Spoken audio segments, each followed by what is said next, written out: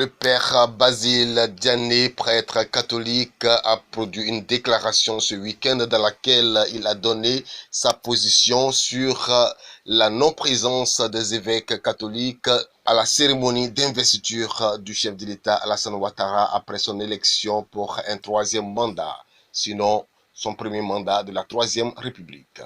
Nous vous faisons lecture de cette déclaration.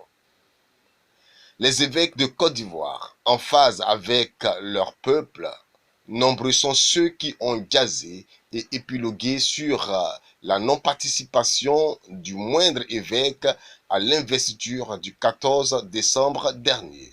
Depuis que nous avons relevé ce fait qui ne peut être anodin, quoi qu'on dise, nous savons au-delà des injures et autres menaces à peine voilées reçues ça et là, que l'Église doit s'attendre à des mesures et rétorsions multiformes de la part du parti au pouvoir. Mais l'Église de Côte d'Ivoire n'est pas à vendre ou à acheter par des dons, offrandes et autres promesses de construction d'église. Elle est digne et reste dans une posture de vérité en Côte d'Ivoire. On ne peut pas, après une telle élection mortifère, vivre comme si rien ne s'était passé et que tout était normal. Il y a eu trop de morts et surtout, comble d'horreur, un décapité.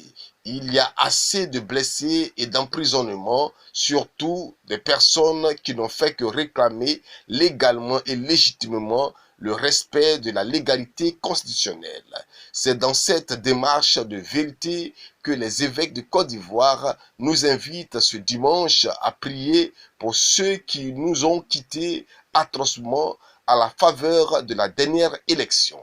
Les évêques ont eu une grande vision en nous invitant à ne pas désespérer, mais à laisser luire en nous la flamme de la foi et l'espérance.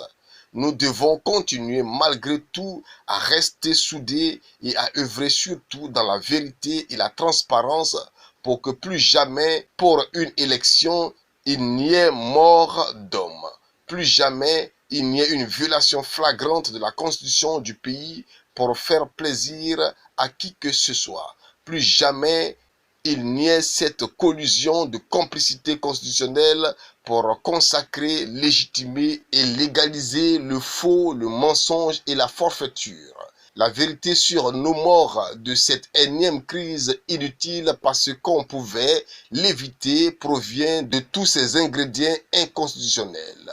Par devoir de mémoire et de vérité, pour que ces morts ne soient jamais oubliés, que tous, quelle que soit notre croyance, en communion avec toute l'Église catholique, prions pour nos morts, rejoignons nos évêques à la pointe du combat pour la justice, la vérité et l'instauration de l'état de droit en Côte d'Ivoire. Merci à tous.